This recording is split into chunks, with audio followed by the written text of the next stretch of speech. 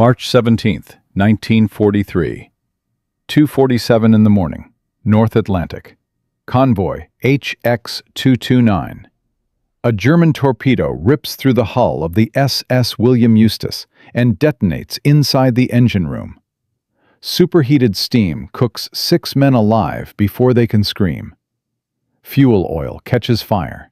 Flames erupt 60 feet into the freezing black sky, turning the ship into a torch visible for miles. Before the surviving crew can reach the lifeboats, a second torpedo strikes. The ship snaps in half like a matchstick. 43 merchant sailors plunge into water so cold it stops the heart in under 4 minutes. They die, thrashing, choking, calling for help that will never come, while German U-boats circle in the darkness like wolves, already lining up their next kill. That single night, wolfpacks sink 13 Allied ships.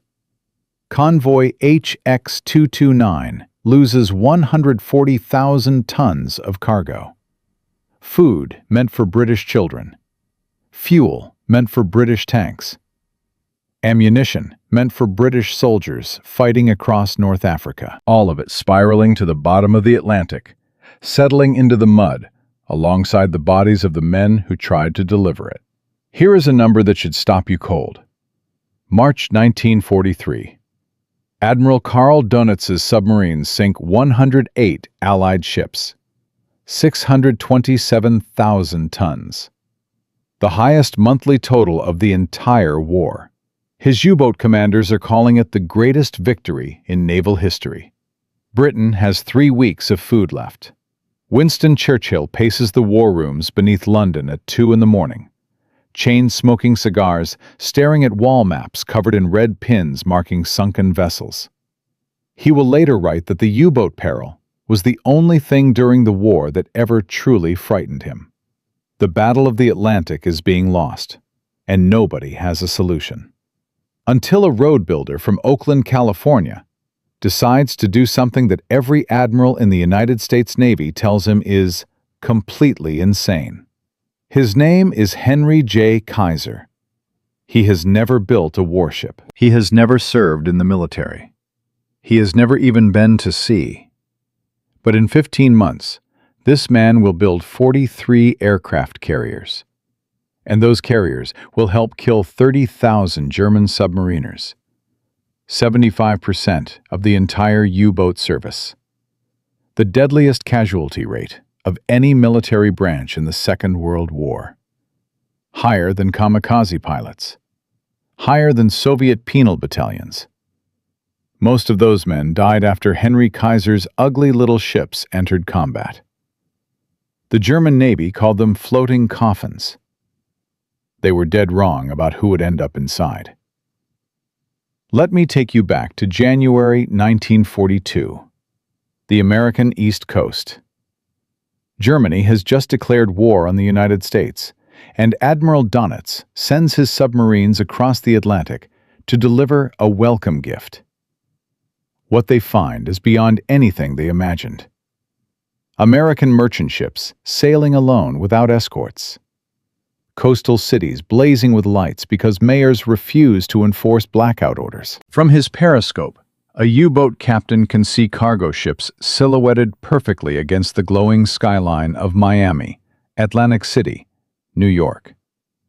It is, as Kapitän Lieutenant Reinhard Hartigan writes in his war diary, like shooting fish in a barrel. The Germans call it the second happy time. In 7 months, U-boats sink 609 ships along the American coastline. Oil tankers explode within sight of resort beaches. Bodies wash ashore at Virginia Beach, mixed with seashells and wreckage. Tourists find life jackets tangled in the surf. Locals start calling it Torpedo Alley. The United States Navy is humiliated on its own doorstep. Admiral Ernest King, Commander-in-Chief of the United States Fleet, refuses to implement the convoy system that the British have been begging him to adopt for months. He considers convoy escort defensive thinking. He wants his destroyers out hunting submarines, not babysitting slow merchant ships. His stubbornness costs thousands of lives and millions of tons of shipping. By summer 1942, the U-boats shift their killing ground back to the mid-Atlantic. This is where the real slaughter happens. A vast stretch of open ocean, 600 miles wide, beyond the range of any land-based aircraft from any Allied airfield. Submarines can surface here in broad daylight, recharge their batteries, repair damage, and wait for convoys to stumble into the trap. The Allies call this zone the Black Pit. The Germans call it home. This is where Donitz perfects his wolfpack doctrine. Instead of individual submarines attacking alone, he coordinates groups of 10, 15, sometimes 20 U-boats against a single convoy. They shadow the merchant ships during the day, radioing position reports back to headquarters in Paris. At night, they surface and attack from every direction simultaneously. The escort destroyers cannot be everywhere. They chase one contact, while 3 more torpedoes slam into unprotected cargo ships on the opposite side of the convoy. Convoy SC-107 loses 15 ships in 4 nights. Convoy ONS-154 loses 14. Convoy SC-118 loses 11.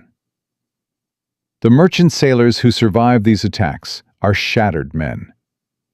They spend hours floating in freezing water, watching their shipmates die around them, knowing that the rescue ships picking them up might be torpedoed too.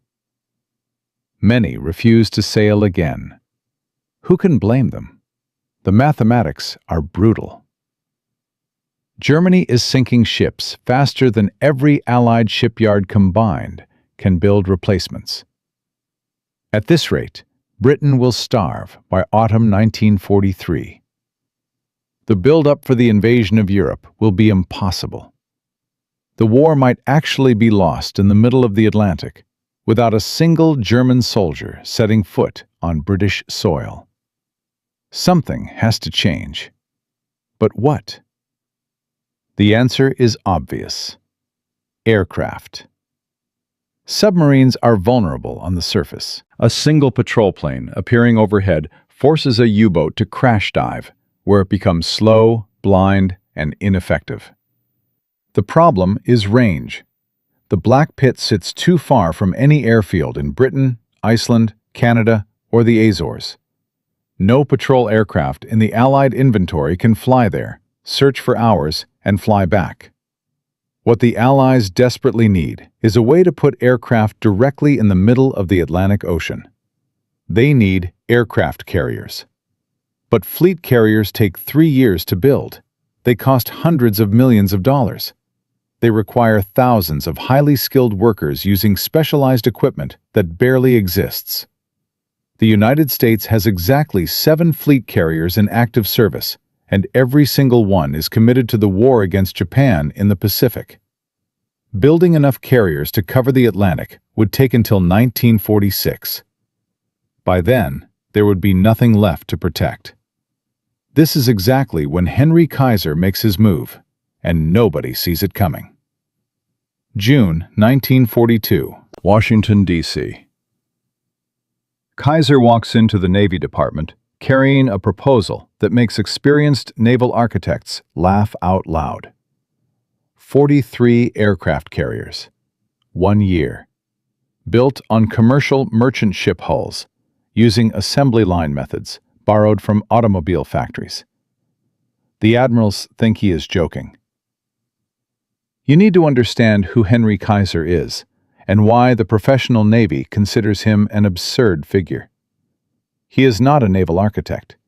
He is not an engineer. He dropped out of school at 13 years old. He started his working life as a photographer's assistant. He made his fortune pouring concrete. Roads, dams, Hoover Dam, Grand Coulee Dam, Bonneville Dam, Shasta Dam. Massive, impressive structures every one of them. But none of them floats. Kaiser has never designed anything meant to go in the water. He has never been to sea. He cannot tell a bow from a stern without someone pointing. And he is standing in front of admirals who have spent their entire careers mastering the art of naval construction, telling them he can build aircraft carriers the way Henry Ford builds Model Ts. Rear Admiral Howard Vickery of the Maritime Commission calls the proposal unrealistic. Captain T.A. Solberg of the Bureau of Ships openly questions whether merchant shipyards have any business attempting warship construction. Fleet carrier advocates argue that every dollar spent on Kaiser's toy ships is a dollar stolen from real warships that can actually fight. One admiral's response becomes legend. You cannot build aircraft carriers like you build automobiles. Kaiser does not argue. He goes over the Navy's head directly to President Franklin Roosevelt. Roosevelt understands the Atlantic crisis better than any admiral in the building. He understands that Britain is weeks from starvation. He understands that without control of the Atlantic, there will never be an invasion of Europe. He orders the Navy to give Kaiser a contract. The admirals are furious, but they obey. Kaiser already knows something the admirals have forgotten. Perfect is the enemy of good enough. He has already proven this principle with Liberty ships. His shipyards on the West Coast are building cargo vessels in 42 days instead of the traditional 200. He has replaced slow riveting with fast welding. He has broken ship construction into standardized modules that can be prefabricated in separate locations and assembled on the building ways like pieces of a giant puzzle. He has trained housewives to be welders, farmers to be crane operators, school teachers to be electricians. His workers have never seen the ocean. They do not need to. They are building components on an assembly line. The same principle, Kaiser argues, can build aircraft carriers. November 1942. Kaiser's Vancouver shipyard begins construction on the first Casablanca-class escort carrier. What happens over the next 15 months defies everything the United States Navy believes about building warships. Hull sections are prefabricated in different parts of the yard and transported to the building ways on rail cars. Entire deck sections arrive with piping and electrical wiring already installed. Welders work 3 shifts around the clock under floodlights that turn night into day. Every component is standardized. Every worker performs the same task on every ship, because every ship is identical. There is no artistry here, no craftsmanship, no individual genius, just systems, processes, repetition at inhuman speed. The design is ugly, and everyone knows it. The Casablanca class displaces 10,900 tons. A fleet carrier displaces 27,000. The flight deck stretches 512 feet. A fleet carrier runs 870. The engines produce 9,000 horsepower. A fleet carrier generates 150,000. Maximum speed is 19 knots. A fleet carrier does 33. Armament is purely defensive. 1 5-inch gun, a handful of 40mm and 20mm anti-aircraft mounts. No armor plating. No redundant damage control systems. Commercial-grade machinery. Commercial-grade hull plating. The sailors who receive their assignment orders take one look at the specifications and understand immediately what they are boarding. CVE. The official Navy designation means Carrier Vessel Escort. The crews invent their own translation. Combustible, vulnerable, expendable. They call them Kaiser coffins, jeep carriers, baby flat tops. Woolworth carriers, named after the discount store where everything is cheap. Nobody expects these ships to survive combat. Nobody expects them to win a single engagement against the most lethal submarine force in history. April 5, 1943. USS Casablanca launches. April 19th. USS Liscome Bay launches. The pace becomes something no one has ever witnessed in the history of shipbuilding. One carrier every 11 days. Then every 9 days. Then every single week. By July 1944, all 43 carriers are delivered to the United States Navy. Average construction time per ship, 101 days from keel laying to commissioning. Traditional shipyards require 3 years to build one fleet carrier. Kaiser builds 43 escort carriers in 15 months. But quantity is meaningless if the ships cannot fight. And every admiral who opposed the program is waiting for the first deployment to prove them right. May 1943. USS Bogue enters the North Atlantic with Composite Squadron 9 embarked. Her pilots discover that operating from an escort carrier is terrifying. The flight deck pitches and rolls violently in heavy Atlantic seas. The thin hull transmits every wave impact like a drum. Landing accidents are constant. Planes crash into the barrier. Planes slide off the deck into the ocean. Planes stall on approach and plunge into freezing water with their crews still strapped inside. The pilots who survive the landing attempts still have to find submarines. 8-hour patrols over featureless gray ocean. Dead reckoning navigation because the instruments are unreliable. Radios that cut out without warning. And at the end of every patrol, another landing attempt on a pitching deck while carrying live depth charges and full fuel tanks that will turn the aircraft into a fireball if anything goes wrong. Then, on May 22, 1943, everything changes. Aircraft from Bogue's squadron spot a submarine contact in the mid-Atlantic. They attack. Depth charges straddle the surfaced U-boat. Massive columns of water erupt on both sides of the hull. When the spray settles, oil and wreckage mark the spot where U-569 used to exist. First kill. The weapon that every admiral in the Navy mocked has drawn blood in the middle of the Black Pit. The sanctuary that belonged to Germany for 4 years has been violated. In Paris, Admiral Donitz reads the loss reports and feels something he has not felt since the war began. Fear. His commanders are reporting aircraft appearing in locations where aircraft should not exist. Hundreds of miles from land, in the heart of the ocean that was supposed to belong to Germany forever. March 1943. U-boats sank 108 Allied ships. May 1943. 2 months later, U-boats sink 6. In exchange, the Allies destroy 43 German submarines in a single month. On May 24, 1943, Donitz issues the most painful order of his career. All U-boats currently operating in the North Atlantic are to withdraw immediately. For 4 years, his submarines have ruled the Atlantic. Now, they are running.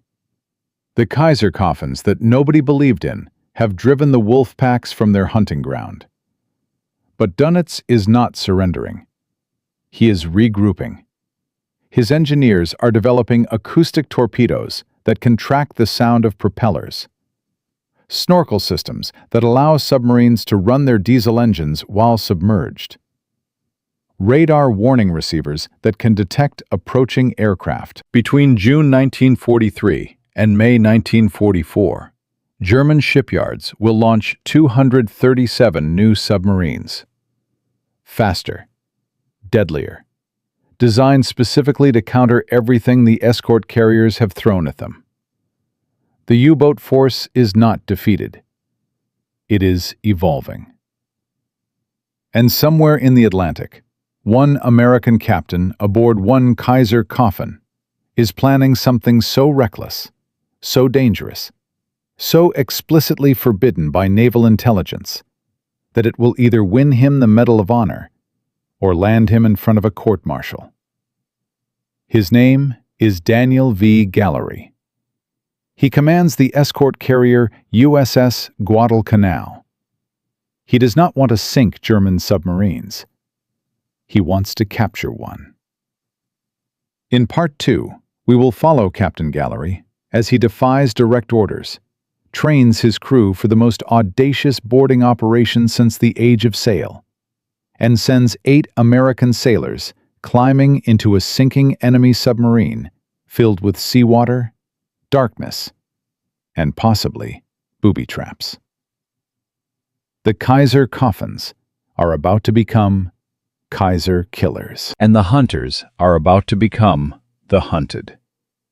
In Part 1, a road builder named Henry Kaiser did what every admiral said was impossible. He built 43 escort carriers in 15 months. Those ugly little ships drew first blood when USS Bogue's aircraft destroyed U-569 in the heart of the Black Pit. Admiral Donitz withdrew his wolfpacks. The Atlantic suddenly belonged to America. But one captain was not satisfied with sinking submarines. He wanted to capture one. And that decision would bring him face to face with the most dangerous enemy he had ever encountered. Not the Germans, his own navy. Here is a number that should terrify you. Between June 1943 and May 1944, Germany launched 237 new submarines. Faster hulls, deadlier weapons, acoustic torpedoes that tracked the sound of propellers, snorkel systems that let U-boats recharge batteries without ever breaking the surface. The wolfpacks were not defeated. They were evolving, and the intelligence that allowed Allied hunter-killer groups to find them was about to become the most fiercely guarded secret of the entire war. This is where everything gets complicated. October 1943, Washington, D.C., the nerve center of Allied anti-submarine warfare. Captain Daniel V. Gallery walks into the U-boat tracking room at Navy headquarters. This is the most classified facility in the American military. Every submarine detection, every patrol report, every decoded Enigma message flows through this room. The walls are covered with charts showing U-boat positions, updated in real time, using intelligence that Germany does not know has been compromised. The man waiting for Gallery is Commander Kenneth Knowles. He runs the tracking room. He coordinates every hunter-killer operation in the Atlantic. His word determines which task groups deploy, where they patrol, and what targets they pursue. Knowles does not look happy. Gallery salutes. Knowles does not return it. "Captain Gallery," Knowles begins. His voice is cold, controlled. The voice of a man who has already decided this conversation is a waste of his time. "Do you understand what you are proposing?" Gallery stands at attention. "I want to capture a German submarine, sir. Board it before the crew can scuttle. Seize the Enigma machine and all associated cryptographic materials." Knowles slams his palm on the desk. Maps scatter. Coffee spills across plotting charts that represent months of painstaking intelligence work. "Do you understand what happens if you fail?" He leans forward, eyes burning with a fury that Gallery has never seen from a staff officer. "If the Germans discover we are attempting to capture their submarines, they will change every code, every cipher setting, every communication protocol overnight. We will lose everything we have built at Bletchley Park. Years of work, thousands of lives saved by our ability to read their traffic, all of it destroyed because one captain wanted to play pirate." The silence in the room is suffocating.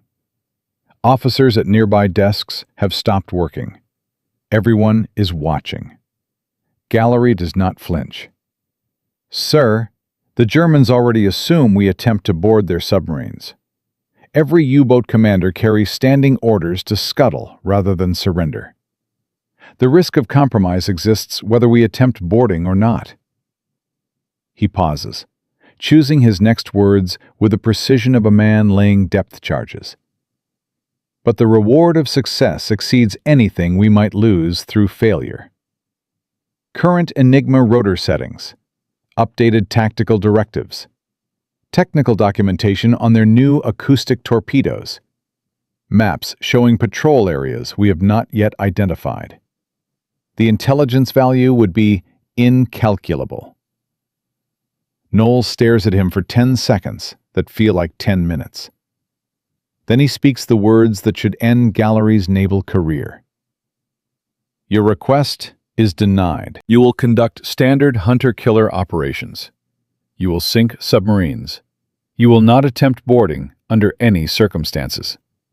His voice drops to a whisper that carries more menace than any shout. That is a direct order from Naval Intelligence. Violate it, and I will personally ensure your court-martial. Dismissed. Gallery salutes, turns on his heel, walks out of the tracking room, and immediately begins planning how to do it anyway. He needs an ally, not a friend, not a sympathizer. He needs someone with enough rank and enough authority to shield him from Knowles when things go wrong. Someone who understands that wars are won by officers who break rules, not by officers who follow them. He finds exactly that man in Admiral Royal Ingersoll. Ingersoll commands the entire Atlantic Fleet. He invented the hunter-killer doctrine that transformed escort carrier operations from defensive convoy protection into offensive submarine hunting. More importantly, Ingersoll understands something that desk officers in Washington have forgotten. Aggressive innovation wins wars. Caution preserves careers. Those are not the same thing, and sometimes the best officers in the Navy are the ones who know the difference. Gallery presents his case in Ingersoll's office at Fleet Headquarters. The intelligence value of a captured Enigma machine and its current rotor settings. The psychological devastation that boarding operations would inflict on German submarine crews already suffering catastrophic morale. The possibility of seizing technical manuals for weapon systems that Allied engineers have never examined. And his core argument, the one that separates Gallery from every other captain in the Navy. Proper preparation can make boarding not just feasible, but repeatable. Ingersoll listens without interrupting. When Gallery finishes, the Admiral asks one question. Can you do it without getting your entire task group killed? Gallery's answer is instant. I can train my crews until boarding becomes reflex. We will rehearse until every sailor knows exactly what to do in the 60 seconds between a submarine surfacing and its crew completing scuttling procedures. We will have damage control parties ready to seal hatches and stop flooding before the boat can sink. He meets Ingersoll's eyes without blinking. We will practice until failure becomes impossible. Ingersoll nods slowly. Then he makes a decision that Naval Intelligence will never officially approve and will never officially acknowledge. You have 6 months to prepare. If an opportunity presents itself, and only if conditions are favorable, you may attempt boarding. He leans forward across the desk. But understand this clearly, Captain. If you fail, if the Germans learn what we are doing, I will deny any knowledge of this conversation. You will face Knowles alone. Gallery smiles. That is more than he expected. It is enough. November 1943, Bermuda. The water is warm and blue and nothing like the North Atlantic, where the real work will happen. But it is isolated, far from prying eyes in Washington, and that is what Gallery needs. Task Group 22.3 begins training for an operation that does not officially exist. Gallery has assembled his strike force. The escort carrier USS Guadalcanal, 5 destroyer escorts: Pillsbury, Pope, Flaherty, Chatelaine, Jenks. Crews who have no idea what their captain is actually planning. The first challenge is tactical, and it is enormous. Standard anti-submarine doctrine calls for depth charge attacks, designed to crush a submarine's pressure hull and kill everyone inside. Gallery needs the opposite. He needs his destroyer escort captains to learn how to hurt a U-boat without destroying it. Damage the dive planes so it cannot submerge. Crack the pressure hull enough to force surfacing. Jam the rudder so the boat circles helplessly on the surface. But do all of this without causing the catastrophic flooding that would send the submarine to the bottom before boarding parties can reach it. The weapon that makes this possible is the Hedgehog. 24 contact fuse projectiles fired in a pattern ahead of the attacking ship. Unlike depth charges that explode at preset depths whether they hit anything or not, Hedgehog rounds only detonate on direct contact with the target. A skilled commander can place them with surgical precision, striking exactly where he wants. Gallery drills his destroyer escort captains until they can hit a submarine's conning tower without destroying the pressure hull 10 feet below. Then come the boarding parties. Lieutenant Albert David volunteers to lead the first team. He is 23 years old. Damage control officer aboard USS Pillsbury. He possesses either extraordinary courage or a complete inability to recognize mortal danger. Gallery cannot tell which. He does not care. Either quality will serve. David selects 8 men. They train in the waters off Bermuda, using a captured Italian submarine as their practice target. The drill is always the same. Approach in a whaleboat, climb the slippery hull, drop through the conning tower hatch into total darkness. Locate the scuttling valves that are flooding the boat. Close them. Find the Enigma machine. Grab every document in sight. Get out before the submarine drags everyone to the bottom. The first attempts are disasters. Men slip off the wet hull and fall into the sea. Boarding parties get lost in unfamiliar compartments that all look the same in the dark. Simulated flooding overwhelms damage control efforts. Gallery watches every failure from the deck of Guadalcanal. He does not shout. He does not threaten. He simply says the same 3 words every time. Do it again. After 3 months, boarding time drops from 8 minutes to 4, then 3, then 90 seconds. From whaleboat alongside to first man through the hatch, 90 seconds. Gallery's men can clear the conning tower, reach the control room, and begin closing scuttling valves in less time than it takes a German crew to abandon ship. But training on a stationary submarine in calm Caribbean water is not combat. Gallery knows that everything will be different when German sailors are shooting at his boarding parties. When the submarine is actually flooding with icy Atlantic seawater. When demolition charges might be wired to every hatch. When the boat might plunge to the bottom at any second, carrying his men with it. January 1944. Task Group 22.3 deploys on its first operational patrol. Gallery's official orders are standard. Hunt submarines in the Central Atlantic. Destroy everything you find. But every officer in the task group knows the real mission. They are not looking for submarines to sink. They are looking for a submarine to steal. The first engagement comes January 16th. Guadalcanal's aircraft detect U-544 running on the surface. Gallery's destroyers close for attack. Hedgehog rounds find their target. The submarine crash dives, trailing oil. More attacks follow. Underwater explosions send shockwaves through the deep water. Debris and oil surface in a spreading slick. U-544 is destroyed with all hands. 53 German sailors killed instantly. No possibility of boarding. Gallery is disappointed, but not discouraged. The attack proved his destroyers can execute precision strikes. Next time, he will be more patient. Next time, he will hold fire until conditions favor capture, rather than destruction. April 9th. Task Group 22.3 locates U-515 southwest of Madeira. This is a very different kind of target. U-515's commander is Kapitänleutnant Werner Henke, one of Germany's most decorated submarine aces. 25 Allied ships sunk to his credit.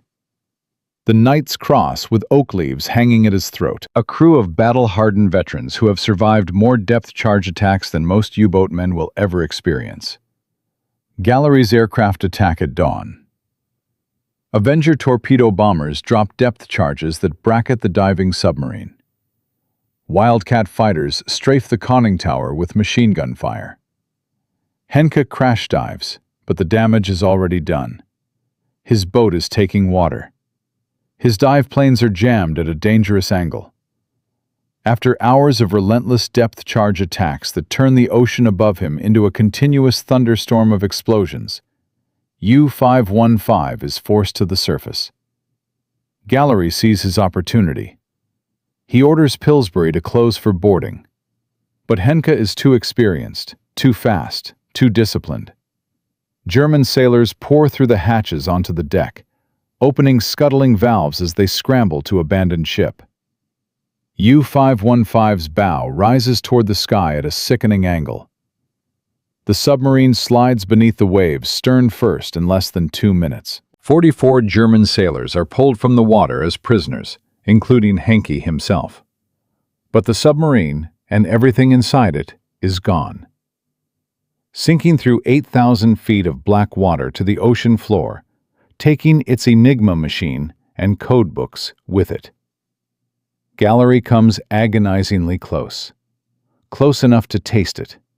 Close enough to know that his tactics are sound, but his timing must be faster. His boarding parties need to be in the water before the submarine fully surfaces. His aircraft need to suppress the German crew with strafing fire before they can reach the scuttling valves.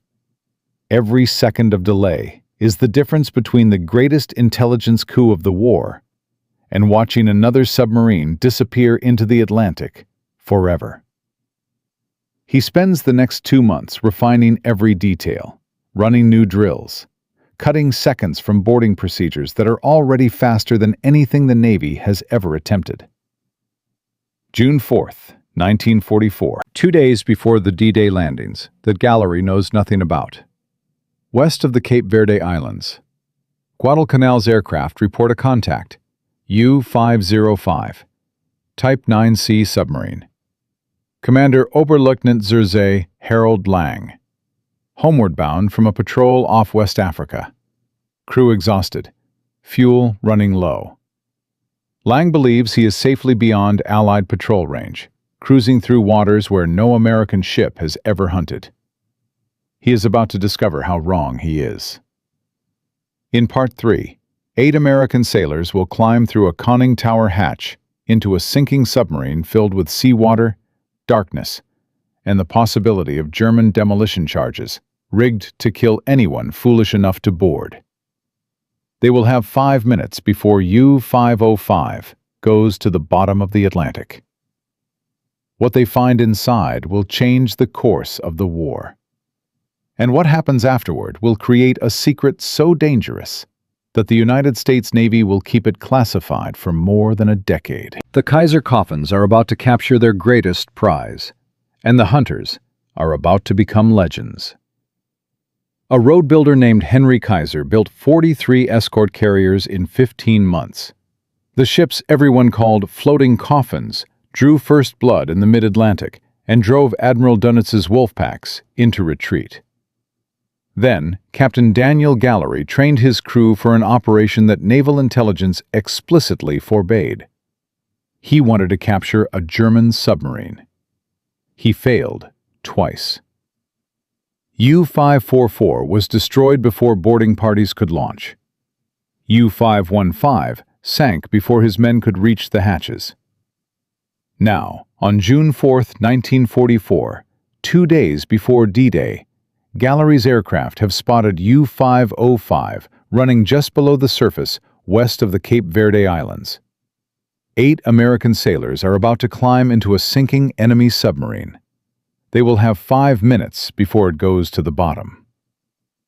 Here is what makes this moment so dangerous. Every German U-boat commander carries standing orders from Admiral Donitz himself. If capture appears imminent, destroy the Enigma machine, burn the codebooks, open the scuttling valves, detonate demolition charges. Under no circumstances allow the enemy to board. The penalty for failure is not court-martial. It is treason against the Reich. And if Gallery's men are killed, if the boarding fails, if the Germans realize America is attempting to seize their cryptographic equipment, every code will change overnight. Years of Bletchley Park's work will be erased. Thousands of Allied sailors will die because one captain refused to follow orders. This is no longer an experiment. This is the moment that justifies everything or destroys it. In Berlin, something is already going wrong for Admiral Donitz.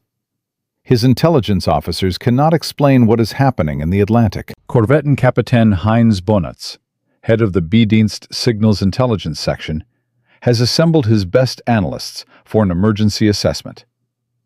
The question is simple. How are the Americans finding our submarines? The pattern is unmistakable. American hunter-killer groups appear in exactly the right locations at exactly the right times. Their movements suggest foreknowledge of U-boat positions that no radar, no sonar, no aerial patrol could provide. Either the Americans have broken Enigma, which German cryptographers insist is mathematically impossible, or they possess some detection technology that renders submarines visible across hundreds of miles of open ocean. Bonitz recommends immediate tactical changes. Donitz agrees. No more wolfpack operations requiring extensive radio communication. Individual boats will patrol independently, maintaining radio silence. They will attack at night, using the new Zonkonig acoustic torpedoes that track propeller noise, and they will target the escort carriers directly. The order is explicit. Sink the baby flat tops. Blind the hunter-killer groups. Take back the Atlantic. September 1943. The counterattack begins. Convoy ONS-18 steams westward from Britain. 19 U-boats converge over 3 days, carrying acoustic torpedoes designed specifically to home on escort vessel propellers. HMS Lagan is hit first, then HMS Polyanthus, then HMCS St. Croix. 3 escort ships torpedoed in a single engagement. The acoustic weapons work exactly as German engineers promised. The defenders have become targets. The exchange ratios are devastating. 3 Allied escorts destroyed for 4 U-boats killed. Donitz calls it a tactical victory. His staff knows better. Losing 4 irreplaceable submarines and their trained crews to sink 3 escorts that will be replaced within weeks is mathematics that leads to extinction. But the crisis is not limited to German counterattacks. Something far worse happens on November 24, 1943. The Gilbert Islands, Pacific Theater. USS Liscombe Bay operates near Makin Atoll. A single torpedo from Japanese submarine I-175 strikes her starboard side and penetrates the aircraft bomb storage compartment. The explosion is catastrophic. Liscombe Bay's entire magazine detonates in a fireball that splits the escort carrier nearly in half. She sinks in 23 minutes. Of 916 men aboard, 644 die. It is the deadliest single American naval loss since Pearl Harbor. The disaster validates every criticism ever leveled at escort carriers. One torpedo. One hit in the wrong place. 644 dead. These ships carry aviation fuel and munitions behind hull plating so thin that a torpedo passes through it like a fist through paper. Fleet carriers protect their magazines with layers of armor. Kaiser coffins have no such luxury. They are floating bombs, crewed by men who know exactly what they are sailing on. Questions erupt in Washington. Should construction continue? Is the entire escort carrier program a catastrophic mistake? Navy officers who opposed Kaiser from the beginning see their opportunity. Henry Kaiser himself comes under attack. His welded hulls, his commercial-grade machinery, his obsession with speed over quality. For a brief, terrifying moment, the program that has already changed the Atlantic War hangs in the balance. But results speak louder than critics, and the results are about to become overwhelming. June 4th, 1944, 11:10 hours, west of the Cape Verde Islands. Calm seas, clear sky. The kind of weather that submarine commanders pray they never see, because it means aircraft can spot a periscope wake from 10 miles away. Wildcat fighters from USS Guadalcanal spot U-505's periscope cutting through flat water. The pilot dives immediately. 50 caliber machine guns chew the ocean surface, marking the position with lines of white spray. 3 Avenger torpedo bombers join within minutes. Depth charges drop. Explosions hammer the submarine from above.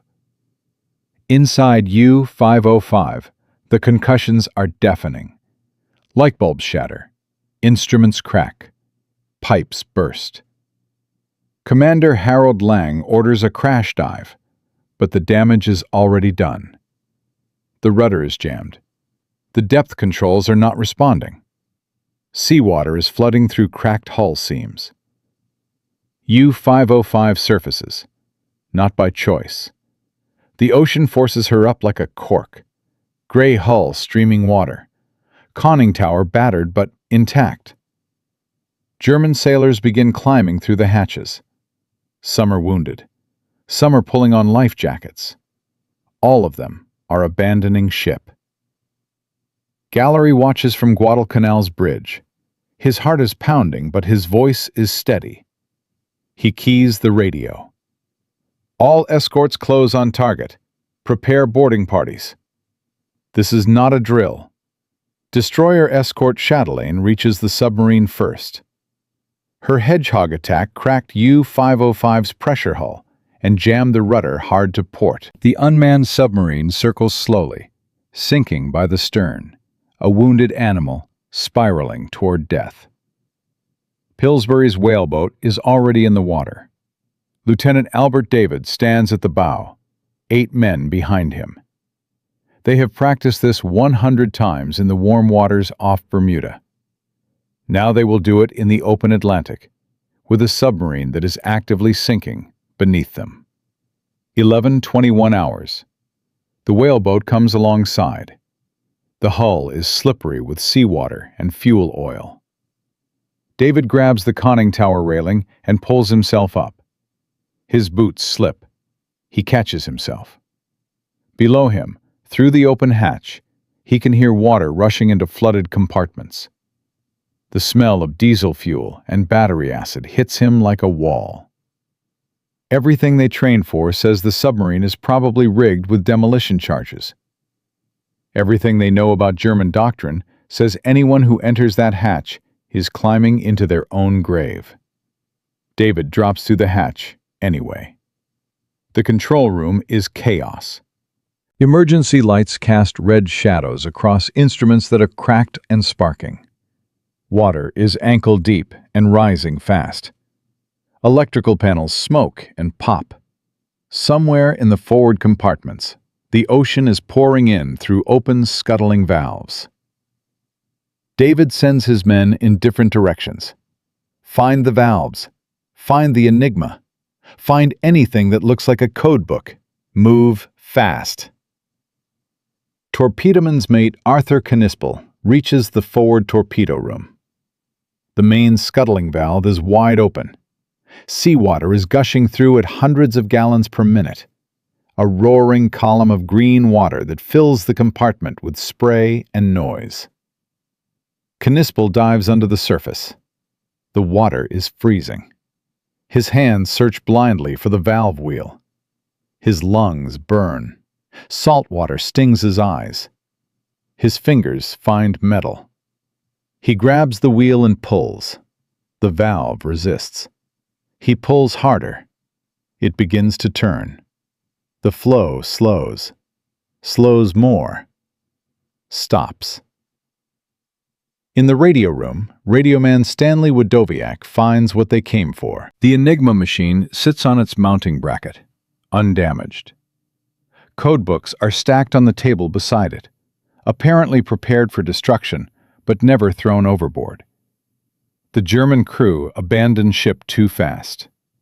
They followed scuttling procedures, but did not finish.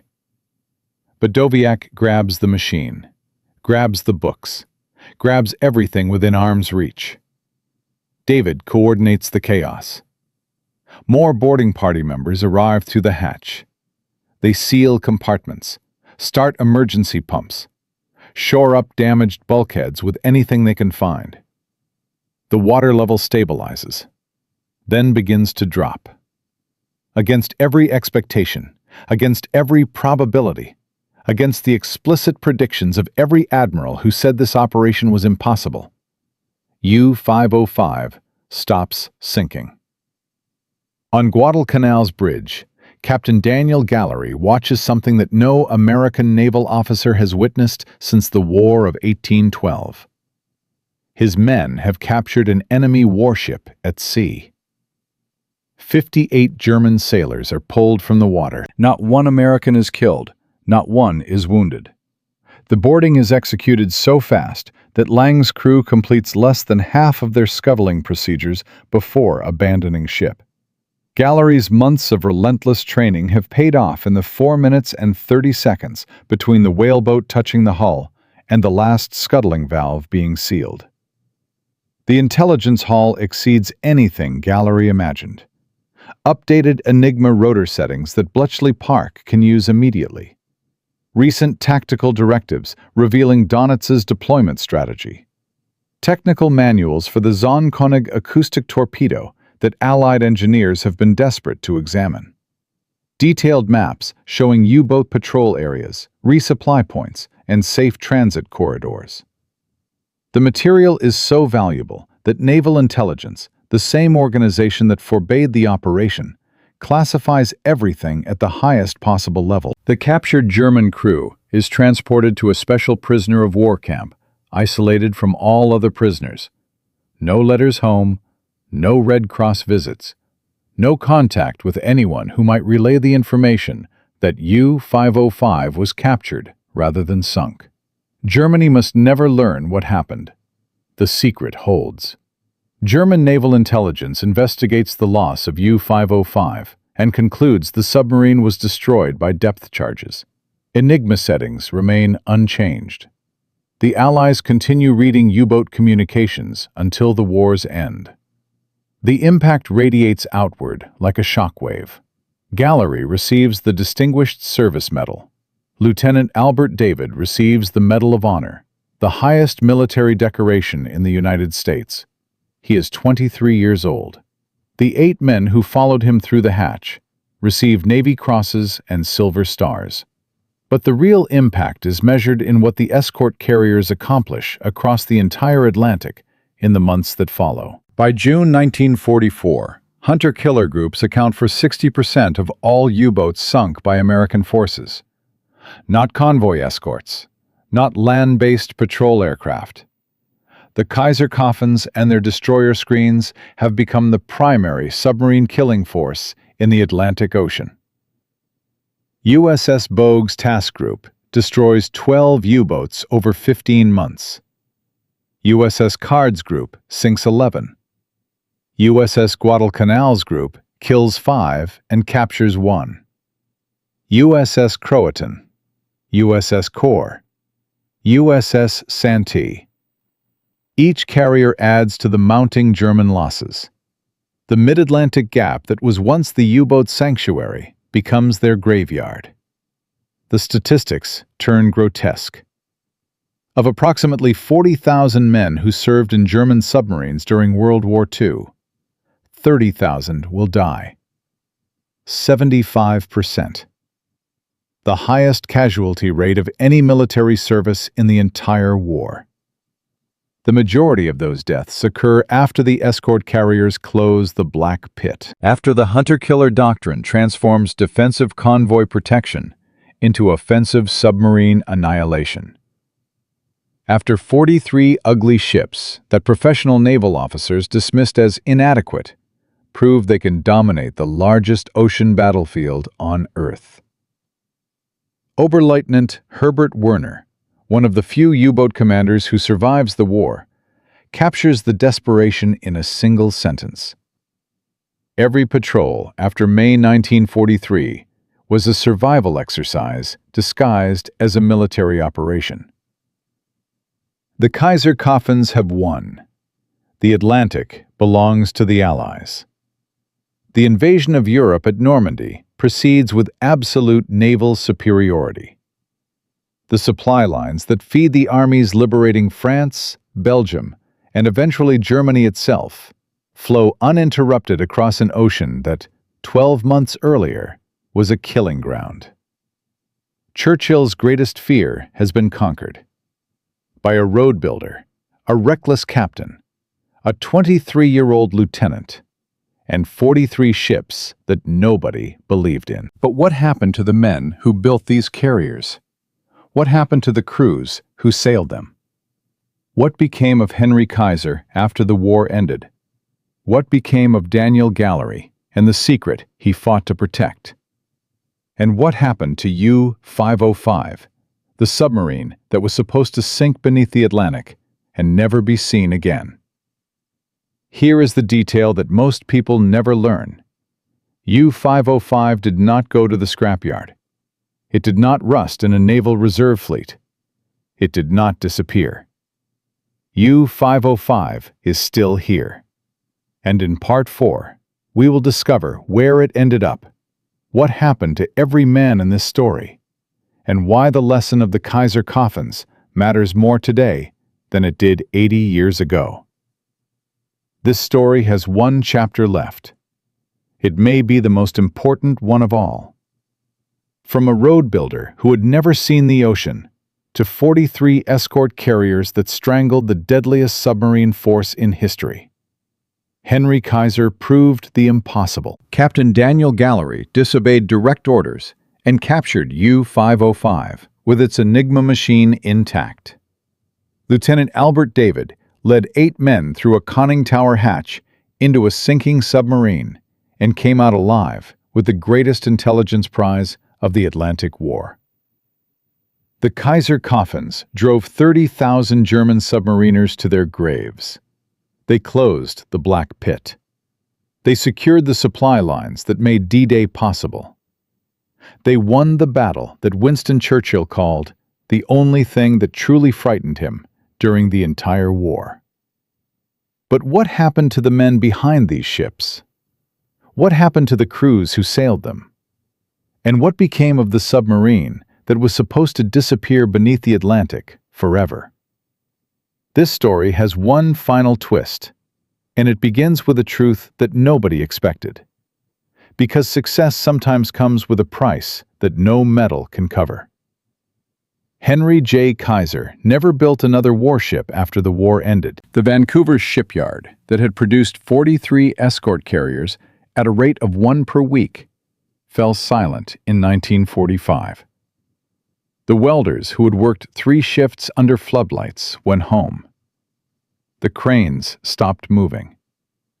The building ways that had launched a carrier every 7 days stood empty, rusting slowly in the Pacific Northwest rain. Kaiser did not mourn. He was not the kind of man who looked backward.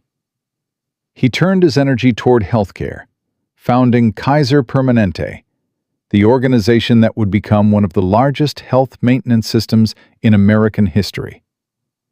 He built automobiles, the Kaiser and Fraser sedans that competed briefly with Detroit before the Big Three crushed his company. He constructed housing developments that helped shape the post-war American suburbs where returning veterans raised families. When reporters asked about his wartime contribution, Kaiser was characteristically blunt. "We built what the Navy needed when they needed it. That was the job. We did the job." He received the Presidential Medal for Merit, the highest civilian honor available during wartime. He was celebrated in newspapers and magazines as the industrial genius who applied assembly line thinking to shipbuilding. But Kaiser himself seemed almost uncomfortable with the attention. "The workers did it," he would say whenever praise came his way. "I just organized them." Kaiser died in 1967, at age 85. His obituaries mentioned the Hoover Dam, the Grand Coulee Dam, the Kaiser healthcare system. The escort carriers received a paragraph, sometimes two. The man who built the weapons that won the Battle of the Atlantic was remembered primarily for what he accomplished after the war was over. Captain Daniel V. Gallery lived long enough to see his achievement both celebrated and questioned. Immediately after capturing U-505, Gallery was promoted and decorated. The Distinguished Service Medal acknowledged what no American naval officer had accomplished since 1815. He had seized an enemy warship as a prize at sea. But Gallery was also controversial. His willingness to defy naval intelligence directives troubled officers who believed that discipline and chain of command mattered more than individual initiative. His aggressive pursuit of boarding operations that risked compromising the Enigma secret made powerful enemies in Washington. Some colleagues admired his boldness and considered him a visionary. Others called him a reckless publicity seeker who gambled thousands of lives for personal glory. Gallery retired as a rear admiral in 1960. He spent his remaining years writing books about naval history and submarine warfare. His memoir, Clear the Decks, became a bestseller. He appeared on television programs discussing the war, and he fought publicly, relentlessly, stubbornly, to have U-505 preserved as a museum exhibit rather than scrapped for metal. When Gallery died in 1977, he left behind a legacy as complicated as the man himself. He had achieved something remarkable. He had also made choices that senior officers debated for decades. Lieutenant Albert David, the 23-year-old who dropped through the hatch into darkness, received the Medal of Honor for his actions on June 4, 1944, the highest military decoration the United States can bestow. He had climbed into a vessel that every piece of intelligence said was rigged to kill him. He survived the boarding. He survived the war. He did not survive peace. David died in 1945, just months after Germany surrendered, from complications following routine surgery. The Medal of Honor winner who captured U-505 never had the chance to grow old, never watched his children graduate, never sat in a quiet room and told his grandchildren what he had done on that calm morning west of the Cape Verde Islands. The 8 men who followed David through the hatch received Navy crosses and silver stars. They returned to civilian life, raised families, worked ordinary jobs in ordinary towns. Most never spoke publicly about what they accomplished. The boarding of U-505 became a story their children heard at kitchen tables, sometimes believed, sometimes dismissed as the kind of exaggeration that old men tell about wars they fought half a lifetime ago. But the real legacy of the Kaiser Coffins was never about medals or memoirs. It was about what came after.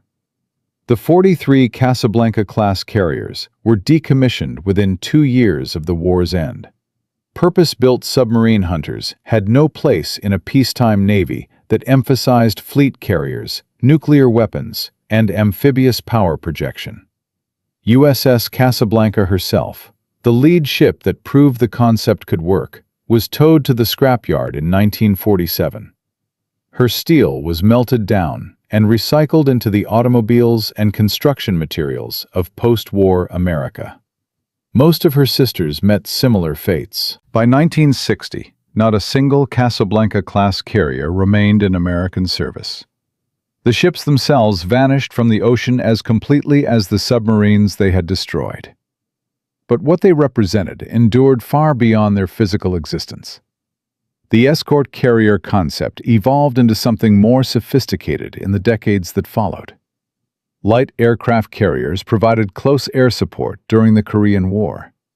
Helicopter assault ships launched operations in Vietnam that would have been impossible from larger fleet units. The flexibility that made escort carriers valuable in 1944 proved equally relevant 20 years later in completely different kinds of warfare. Today, every major navy in the world operates vessels that embody the philosophy Henry Kaiser demonstrated 80 years ago. Ships optimized for specific missions rather than designed to do everything. Platforms that sacrifice size and sophistication for numbers and availability. The Japanese Hyuga-class helicopter destroyers. The Italian Cavour. The British Queen Elizabeth-class carriers that operate F-35 fighters from flight decks not dramatically larger than what Kaiser's workers welded together in Vancouver. The principle endures because it works. Adequate equipment in sufficient quantities will defeat superior equipment in limited numbers. Every procurement debate in every defense ministry in every country on earth still revolves around this fundamental tension between quality and quantity, between the perfect weapon and the good enough weapon available now. The statistics tell the final accounting. Escort carriers and their aircraft sank or assisted in sinking 53 German submarines during World War II.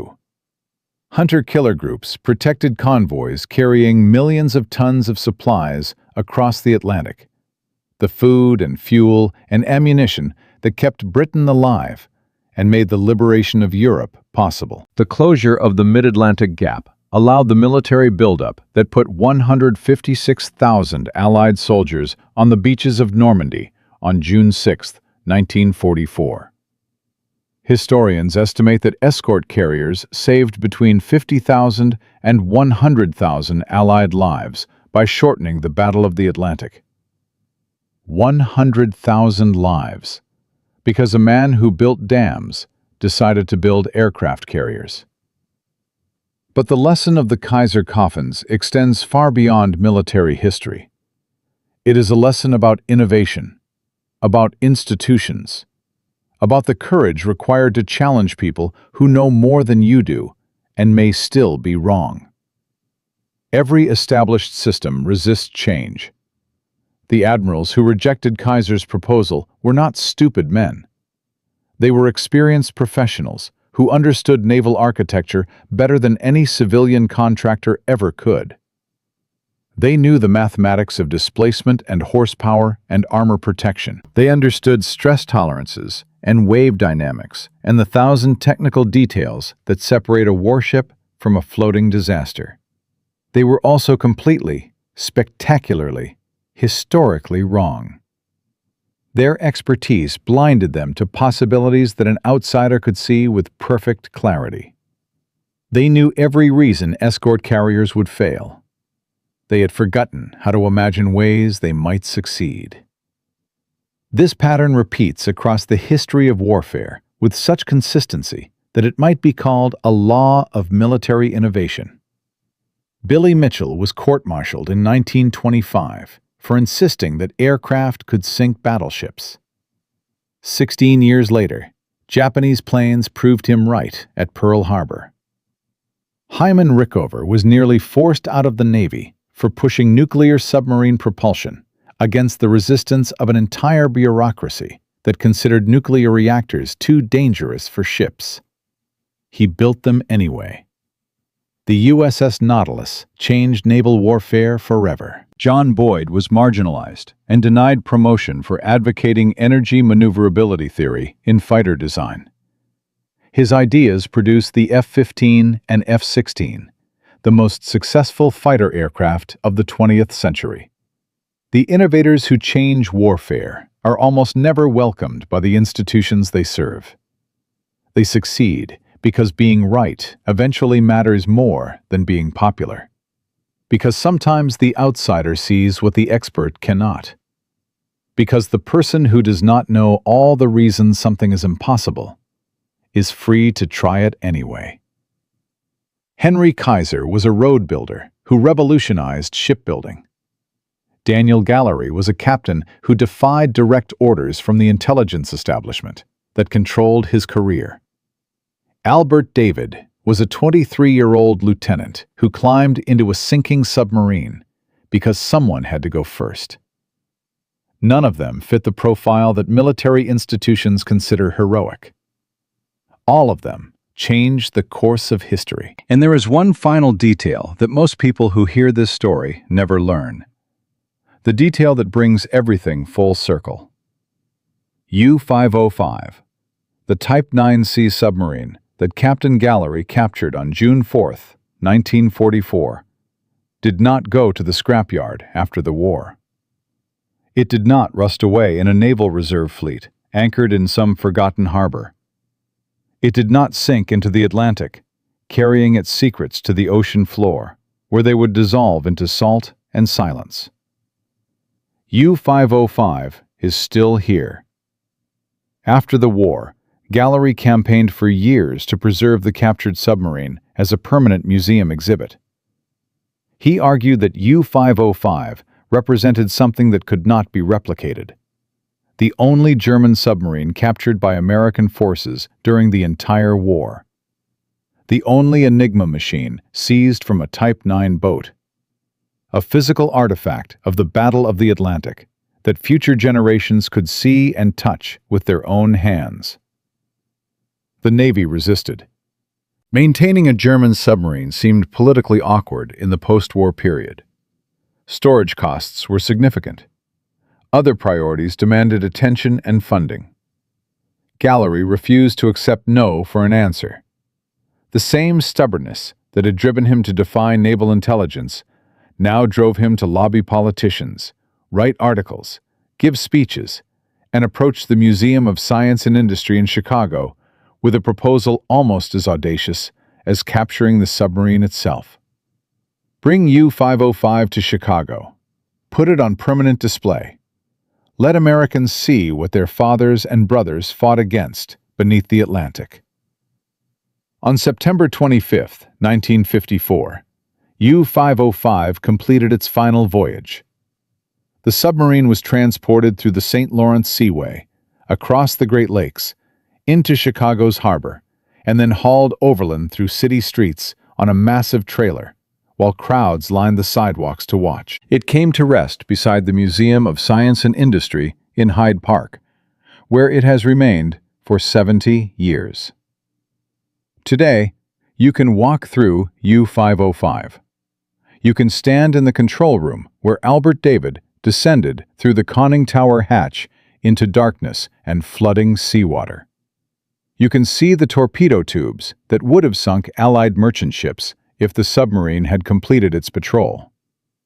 You can touch the steel pressure hull that Kaiser's escort carriers forced to the surface on a calm morning west of the Cape Verde Islands. More than 30 million people have visited U-505 since it went on display. School children learn about submarine warfare. Veterans bring grandchildren to show them what the ocean war looked like from the inside. The submarine that was built to terrorize Allied convoys became the most visited, captured enemy vessel in history. And here is the detail that completes the circle. U-505's resting place in Chicago sits approximately 20 miles from the Great Lakes shipyards, where Kaiser built the Liberty ships that supplied the Atlantic convoys. The submarine that hunted those convoys and the industrial complex that kept them sailing ended up neighbors in the same metropolitan region. Hunter and hunted, predator and prey. German precision engineering and American industrial overwhelming force. They exist within driving distance of each other, permanent monuments to the war that defined the 20th century. From a road builder with an idea that admirals called impossible, to 43 escort carriers that changed the course of history. Henry Kaiser proved that innovation does not require credentials, that adequate weapons in overwhelming numbers defeat superior weapons in limited quantities, that industrial democracy can outproduce military aristocracy when the stakes are high enough. The Kaiser Coffins sank 53 German submarines. They closed the mid-Atlantic gap. They transformed defensive convoy protection into aggressive submarine hunting. They helped win the battle that Churchill said was the only thing that truly frightened him. And they did all of it while professional naval officers insisted they were too slow, too thin-skinned, too poorly built to accomplish anything worth mentioning. 30,000 German submariners died during World War II. Most of them killed by weapons their own admirals had laughed at. Ships that serious navies would never build. Vessels crewed by men whose survival prospects seemed marginal at best. Those men survived. They won. And their story deserves to be remembered. If you know other examples of ideas that were called impossible before they changed history, share them in the comments. The Kaiser Coffins were just one of dozens of innovations born from World War II that experts dismissed until reality proved them wrong. Subscribe to discover more stories like this one. The overlooked moments that shaped the modern world. The ordinary people who accomplished extraordinary things. The lessons that history teaches when we take the time to listen. Because 80 years ago, a construction contractor who had never set foot on a warship convinced a skeptical Navy to let him build aircraft carriers the way factories build automobiles. They called his ships floating coffins. They said the crews were sailing to their deaths in vessels too cheap to survive combat. Those crews proved something that matters far beyond any single battle or any single war. They proved that courage and capacity can overcome any obstacle. That innovation matters more than tradition when survival is at stake. That the people who change history are almost always the ones that history initially dismisses. The Kaiser Coffins became Kaiser killers. And the Atlantic, which Germany had dominated for 4 brutal years, became their graveyard instead. That is the power of refusing to accept impossible.